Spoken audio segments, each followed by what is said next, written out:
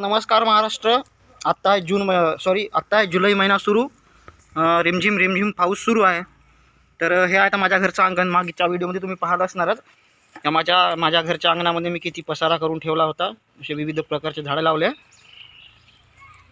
त्यातल्या त्यात माझ्या अंगणात आपोआपच उगवल्या त्या.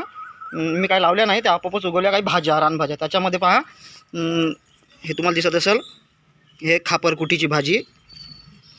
हे पहा, हे आहे खापरखुटीची भाजी. आमच्या विदर्भात याला खापरखुटीची भाजी म्हणते.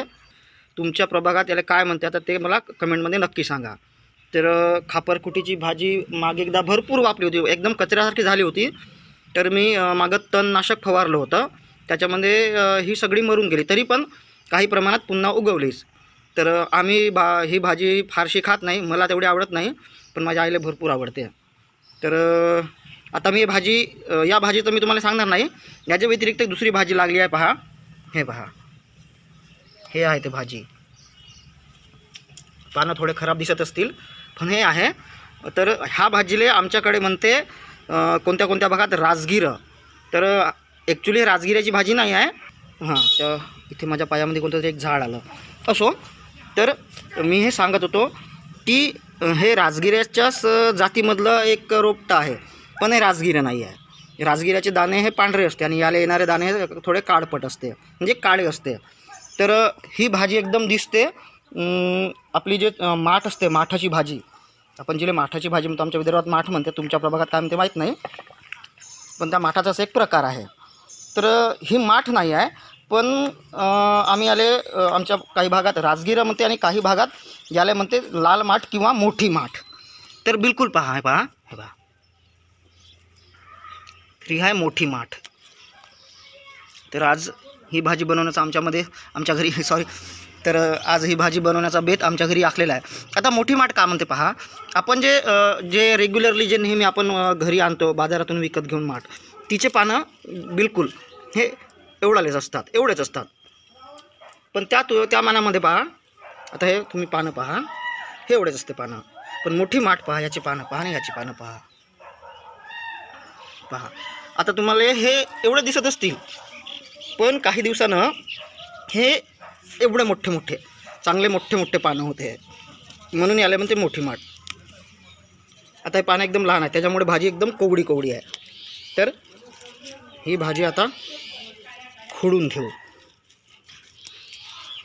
माझ्या अंगणामध्ये मित्रांनो हे भरपूर लागली आहे, भरपूर म्हणजे आपोआपच लागली. मी काही लावली नाही, काही नाही, आपोआपच. कारण हे 2-4 झाडं जरी राहिले, याचे जर 2-4 जरी रोपटे राहिले, तर याच्यावर असे गोंदे येतात. हे सेंटरमधून हे झाड दिसते ना रोपटं, याच्यामध्ये छोटे असे गोंदे येतात आणि त्या गोंद्याले असे बारीक फुलासारखे, त्याच्यातून त्याच्या बिया अशा हवेमुळं भरपूर पसरल्यामुळे काय होते, ही जागोजागी जिथं म्हणतं तिथं एकदम बेशरमासारखी पसरते.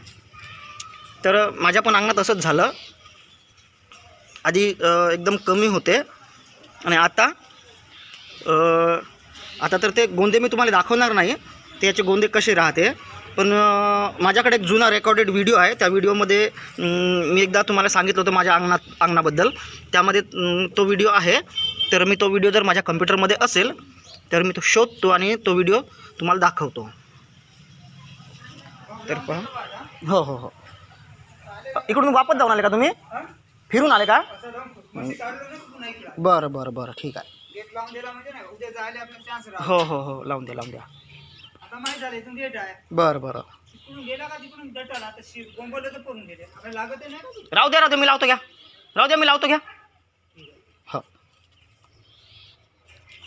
तर सॉरी मित्रांनो, डिस्टर्ब झालं. आमच्या एका गावातल्या घराजवळच्या व्यक्तीच्या म्हशी माझ्या घरामागे गेल्यामुळे त्यांनी माझ्या अंगणातून रस्ता काढला. तर असो, तुमच्या प्रभागामध्ये या भाजीला काय म्हणते हे कमेंटमध्ये एकदा मला नक्की सांगा. तर आता आई येण्याची वेळ झालेली आहे. मी जस्ट आता भाजी तोडायची होती, म्हणून मी आज लवकर घरी आलो.